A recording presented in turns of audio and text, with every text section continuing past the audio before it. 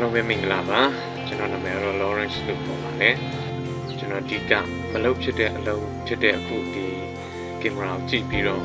sharing video ပေါ့နော်အကြောင်းအရာတစ်ခုခုကို share ပေးတဲ့ video ကိုလုပ်ချင်ခဲ့ကြပြီဒါပေမဲ့ကျွန်တော်နေ့ရွှေညရွှေရက်ရွှေလရွှေနဲ့ကျွန်တော်တစ်ခါမှမလုပ်ဖြစ်ခဲ့ဘူးပေါ့နော်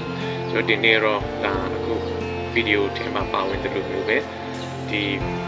sharing video ပြောမှာပေါ့နော်အကြောင်းအရာတစ်ခုကင်မရာရှင်းမှာ confidence ရှိနေပြောဖို့ဆိုတဲ့အနေထားမျိုးမှာဆိုရင် perfect condition တော့မရောက်သေးဘူးပေါ့နော်။ဒါကြောင့်ဦးတည်ထားတဲ့နေရာတွေရောက်ဖို့အတွက်အရင်ဆုံးကတော့အလုပ်ပြအောင်လုပ်ရမယ်ဆိုတော့ဒါဆရာ speaker က share ထားတဲ့ဒီ audio တွေမျှဝေထားတဲ့သင်ကြားထားတဲ့ audio တွေကိုကျွန်တော်တော်တော်လေး15ခုလောက်ထိနားထောင်ထားတာရှိတယ်ပေါ့နော်။ကျွန်တော်အားတော်တော်ရှိတယ်ဒီ video လုပ်ဖို့ဒီလိုမျိုး camera ရှေ့မှာ sharing video တွေလုပ်ဖို့လည်းဒါတော်တော်လေးကိုအားရှိစေတယ်ပြီးတော့ဒီကနေ့ဆိုရင်ကျွန်တော်ဒီ video editing နဲ့ပတ်သက်ပြီးတော့လည်း YouTube မှာဒါတည်တည်တခြားပြန်လေ့လာဖြစ်တယ်ဒီထဲမှာမှflight promotion ဆိုတဲ့ဒီ application အကြောင်းလဲကျွန်တော်တော်တော်လေး like ပြီးတော့နားထောင်တဲ့ခါမှာဆိုရင်ဒီ application တစ်ခုအကြောင်းလဲနားလေလိုက်တယ်ပေါ့နော် video editing လုပ်ဖို့ကနောက်အကြီးမားဆုံးအောင်မြင်မှုကတော့အခုဒီ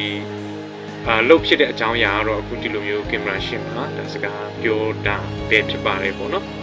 ပြီးတော့ဒါကျွန်တော်ဒီ video editing နဲ့ပတ်သက်ပြီးတော့ဒါ live လုပ်ကြည့်တာYouTube တွေနဲ့တူတူ live ပြီးတော့editing လုပ်ကြည့်တာဒါတွေလည်းကျွန်တော်လုပ်ဖြစ်ခဲ့ပါတယ်ပေါ့နော်ဆိုတော့ဒီ challenge မှာအားလုံးနဲ့တူတူကျွန်တော်လည်းကြိုးစားဖို့အတွက်ပေါ့နော်ဒီလိုမျိုးအတူတူကြိုးစားရအောင်ပေါ့နော်အားလုံးကျေးဇူးတင်ပါတယ်